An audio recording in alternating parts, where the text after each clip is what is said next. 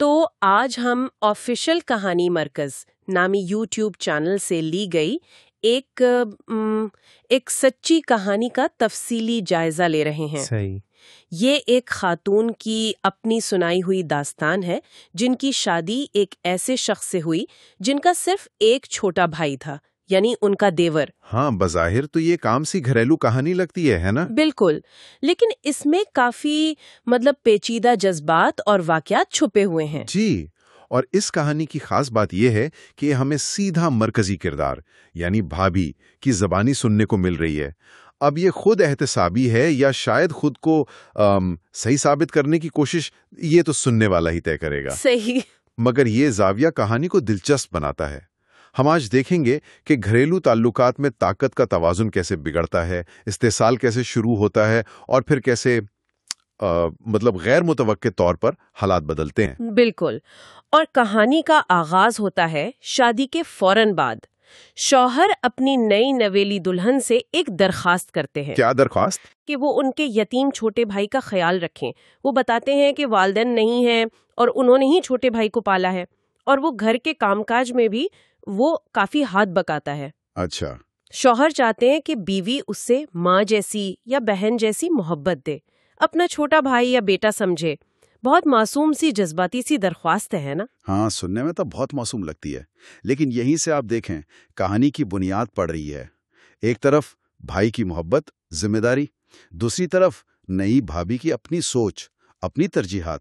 تو دیکھتے ہیں کہ وہ اس درخواست کو کیسے لیتی ہیں۔ جی۔ اچھا، تو وہ خود کہانی میں مانتی ہیں، کہتی ہیں کہ میں کام چور ہوں، مجھے گھر کے کاموں میں کوئی دلچسپی نہیں تھی۔ ان کا تو پلان تھا کہ سسرال جا کر آرام سے نوکرانی رکھوں گی اور بس۔ اچھا، تو ارادے تو شروع سے ہی یہ تھے۔ جی، یہ سوچ ہی کافی کچھ بتا دیتی ہے ان کے بارے میں۔ اور یہیں پر کہانی کا پہلا آپ کہیں نفسیاتی موڑ آتا ہے۔ وہ دیکھتی ہیں کہ ان کا نوجوان دیور وہ تو پہلے سے ہی گھر کے سارے کام کر رہا ہے۔ کون سے کام؟ ارے بھائی، ناشتہ بنانا، کپڑے دھونا، صفائی ستھرائی، سب کچھ، اور وہ بھی بڑے سلیقے سے۔ تو ان کے ذہن سے نوکرانی والا خیال وہ ایک دم غائب ہو گیا۔ مطلب انہیں ایک مفت کا حل نظر آ گیا۔ بجائے اس کے کہ وہ اس لڑکے کی محنت کو سراہتیں یا اس کا بوجھ کم کرتیں، انہوں نے سوچا کہ اس سے اپنا فائدہ اٹھایا جائے۔ اوہو، اور اس استحصال کی شروعات کیسے ہوتی ہے؟ بڑے پیار سے، تعریف سے۔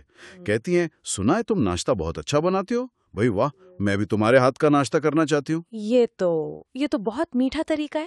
بالکل، یہ کلاسیکی طریقہ ہے، براہ راست حکم نہیں، تعریف اور اپنائیت سے کام نکالنا۔ اب وہ نوجوان لڑکا شاید پہلے ہی وہ جذباتی سہارے کا منتظر ہو، وہ کیسے انکار کرتا؟ صحیح۔ اور پھر یہ سلسلہ چل پڑتا ہے، صرف ناشتہ نہیں، پھر دوپہر کے کھانے کی فرمائش، بریانی بنوا رہی ہیں اس سے۔ اچھا، اور وہ بھی کب؟ جب اس بیچارے کا اگلے دن امتحان ہے۔ کیا مطلب؟ امتحان والے دن؟ جی ہاں، امتحان کی تیاری چھوڑ کر وہ بریانی بنا رہا ہے۔ اس کی پڑھائی، اس کا مستقبل ان کے لیے بالکل غیر اہم تھا۔ وہ خود اپنی سہیلی کے ساتھ شاپنگ پر نکل گئیں۔ افو، یہ تو صرف کام چوری نہیں رہی، اب یہ تو اختیار کا غلط استعمال ہے، دوسرے کی زندگی کو کچھ نہ سمجھنا ہے۔ بالکل، اور یہ چیز پھر آہستہ آہستہ ایک آپ کہیں سسٹم بن جاتا ہے، ایک روٹین۔ کیسا سسٹم؟ کہ دیور گھر کے سارے کام کرے گا، صفائی، کھانا پکانا، کپڑے دھونا، استری کرنا، سب کچھ۔ اور بھابھی صاحبہ کمال ہوشیاری سے شوہر کے سامنے یہ تاثر دیں گی کہ یہ سب وہ خود کر رہی ہیں۔ اچھا، شوہر کو پتہ نہیں چلتا؟ نہیں، شوہر کے سامنے وہ ایک مثالی بیوی کا روپ دھاڑ لیتی ہیں۔ شوہر نہیں ہوتا تو دیور ملازم، شوہر آ گیا تو وہ خود بیچاری تھکی ہوئی محنتی بیوی۔ اور اگر شوہر گھر پر ہو تو پھر کیا کرتی تھیں؟ پکانا تو پڑتا ہوگا۔ ارے نہیں، اس کا بھی حل تھا، یا تو طبیعت خرابی کا بہانہ، آج میری طبیعت ٹھیک نہیں لگ رہی، یا کوئی اور جھوٹ۔ مقصد یہ کہ شوہر باہر سے کھانا لے آئے، پکانے کی جھنجھٹ سے بھی جان چھوٹی، اور برتن وہ تو ظاہر ہے دیور ہی دھوئے گا۔ اور دیور یہ سب کرتا رہا خاموشی سے؟ جی بالکل خاموشی سے۔ اور یہ خاموشی، جیسا میں نے کہا، بہت اہم ہے۔ وہ کیوں برداشت کر رہا تھا؟ کیا صرف بھائی کی محبت تھی، یا ڈر تھا کہ بھابھی کہیں بھائی کو بھڑکا نہ دیں؟ کہانی واضح نہیں کرتی، لیکن یہ خاموشی بعد میں طوفان لاتی ہے۔ اس دوران ایک اور بہت سنجیدہ بات سامنے آتی ہے۔ مالی بےایمانی کی۔ ہاں، یہ پہلو تو اور بھی سنگین ہے۔ دیور کو کالج کی فیس جمع کروانی تھی، تقریباً 1 لاکھ روپے کی رقم تھی۔ جی، تو اس نے ظاہر ہے بھابھی سے کہا کہ بھائی سے بات کر لیں۔ اور بھابھی نے کیا کیا؟ یہاں ان کا کردار اور بھی منفی ہو جاتا ہے۔ وہ جان بوجھ کر ہاں، جان بوجھ کر اپنے شوہر کو نہیں بتاتی۔ بالکل نہیں، الٹا دیور سے جھوٹ بول دیتی ہیں کہ بھئی تمہارے بھائی کے پاس ابھی پیسوں کا انتظام نہیں ہے۔ اف خدایا۔ اور وہ خود کہانی میں یہ بھی مانتی ہیں کہ وہ پہلے بھی کئی بار دیور کے نام پر یا کسی اور بہانے سے شوہر سے پیسے لیتی رہی تھیں۔ یعنی وہ پیسے بھی کھا رہی تھی؟ جی، جن کا دیور کو پتہ تک نہیں تھا۔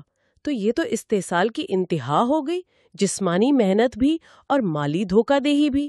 اس کا مستقبل داؤ پر لگا دیا۔ بہت افسوسناک۔ ایک بچہ جو پہلے ہی یتیم ہے، اس کے ساتھ اپنے ہی گھر میں یہ سلوک۔ تو اس کا رد عمل کیا ہوتا ہے؟ دیور کیا کرتا ہے؟ دیور یہاں بھی آپ دیکھیں خاموشی اور محنت کا راستہ چنتا ہے۔ وہ اپنی فیس کا بندوبست کرنے کے لیے راتوں کو ٹیوشن پڑھانا شروع کر دیتا ہے۔ خود؟ جی، خود اپنی جنگ خود لڑتا ہے۔ کوئی شکایت نہیں، کوئی جھگڑا نہیں۔ یہ اس کی اندرونی طاقت دکھاتا ہے۔ اور کچھ عرصے بعد وہ مزید پڑھائی کے لیے شہر سے باہر چلا جاتا ہے، راولپنڈی۔ اچھا، وہ چلا گیا تو اب گھر پر کیا اثر ہوا؟ بھابھی کو تو مشکل ہوئی ہوگی۔ بہت زیادہ۔ اور یہ بھی کہانی کا ایک اہم نقطہ ہے۔ دیور کے جانے کے بعد ان کو اندازہ ہوتا ہے کہ گھر چلانا کتنا مشکل ہے۔ ہاں، اب پتہ چلا ہوگا۔ ہر چیز بکھری پڑی ہے، کوئی کام وقت پر نہیں ہو رہا۔ تب انہیں شدت سے احساس ہوتا ہے کہ وہ لڑکا کتنی خاموشی سے، کتنی خوبی سے سب کچھ سنبھالے ہوئے تھا۔ تو کیا انہیں شرمندگی ہوئی؟ کہانی سے تو ایسا نہیں لگتا۔ احساس محرومی شاید ہوا ہو کہ مفت کی سہولت چلی گئی، لیکن شرمندگی یا شکر گزاری شاید نہیں۔ خیر، وقت گزرتا ہے، 5 سال۔ 5 سال، جی۔ اور پھر دیور واپس آتا ہے۔ کہانی بتاتی ہے کہ وہ بالکل بدلا ہوا ہے، پہلے سے زیادہ پراعتماد، بہتر حالت میں۔ جی ہاں، یہ 5 سال بظاہر خاموشی کے تھے، لیکن اصل میں یہ تیاری کے سال تھے۔ اس نے اپنی پڑھائی مکمل کی، خود کو بنایا اور شاید حساب برابر کرنے کا منصوبہ بھی بنا لیا تھا۔ اور پھر وہ شام آتی ہے جو سب کچھ بدل دیتی ہے۔ بھابھی اپنی پرانی عادت سے مجبور، طبیعت خرابی کا بہانہ۔ بالکل، طبیعت خرابی کا بہانہ بنا کر دیور سے کہتی ہیں کہ ان کے شوہر کے کپڑے استری کر دے۔ انہیں لگتا ہے سب پہلے جیسا ہے۔ مگر اب کھیل بدل چکا تھا۔ دیور مان تو جاتا ہے استری کرنے کو، لیکن ساتھ ہی ایک عجیب سا تنزیہ سا جملہ کہتا ہے۔ کیا کہتا ہے؟ وہ کہتا ہے، بھابھی اس کام کا ٹیکس لگے گا اور فائل بھی جمع کروانی ہوگی۔ ہیں؟ ٹیکس؟ فائل؟ کپڑے استری کرنے پر؟ جی، بھابھی اسے مذاق سمجھ کر ہنس دیتی ہیں۔ وہ سوچ بھی نہیں سکتی کہ اس مذاق کے پیچھے کیا طوفان چھپا ہے۔ یہ جملہ واقعی بظاہر بے ضرر ہے، لیکن اس میں ایک چھپی ہوئی دھمکی ہے، ایک اشارہ ہے۔ بالکل، یہ مذاق نہیں تھا، یہ ایک وارننگ تھی جسے وہ سمجھ نہیں پائیں۔ اور پھر اسی رات حساب شروع ہوتا ہے۔ کیا ہوتا ہے رات کو؟ دیور ان کے کمرے میں آتا ہے، انہیں بازو سے پکڑتا ہے، جو خود ایک بہت بڑی بات ہے، اور کہتا ہے، چلیں بھابھی فائل جمع کروائیں۔ زبردستی؟ جی، وہ انہیں تقریباً کھینچ کر اپنے کمرے کی طرف لے جاتا ہے اور کہتا ہے کہ اب سارے حساب برابر ہوں گے۔ یا اللہ، یہ منظر تو کافی خوفناک لگتا ہے۔ بھابھی کی کیا حالت ہوئی ہوگی؟ وہ شدید ڈر جاتی ہیں۔ انہیں یاد آتا ہے کہ یہ وہی لڑکا ہے جو کل تک ان سے نظریں نہیں ملا پاتا تھا، اور آج وہ نہیں پکڑ کر لے جا رہا ہے۔ کہانی کے مطابق وہ غصے میں اسے ایک تھپڑ بھی مارتا ہے۔ تھپڑ؟ جی، بھائی کو دھوکہ دینے پر، شاید مالی یا جذباتی دھوکے پر، اور پھر ایک فائل ان کے سامنے پھینکتا ہے۔ یہ 5 سال کا دبا ہوا غصہ، اذیت، سب باہر آ رہا ہے۔ اور اس فائل میں کیا تھا؟ اس فائل میں کیا راز کھلا؟ یہ ہے کہانی کا کلائمیکس۔ دیور بتاتا ہے کہ وہ انکم ٹیکس آفیسر بن چکا ہے۔ کیا؟ Income tax officer? جی ہاں، اپنا شناختی کارڈ بھی دکھاتا ہے، اور اس فائل میں بھابھی کے خفیہ کاروبار کی ساری تفصیلات ہوتی ہیں۔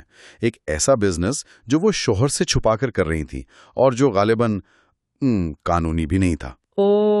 تو یہ تھا اس کا بدلہ، ٹیکس اور فائل کا مطلب یہ تھا۔ بالکل، کوئی ہاتھا پائی نہیں، کوئی چیخو پکار نہیں، اس نے قانون کا اور اپنے عہدے کا استعمال کیا۔ یہ تو بہت ہی غیر متوقع طریقہ ہے. جی، اور یہی اس کہانی کو مطلب خاص بناتا ہے.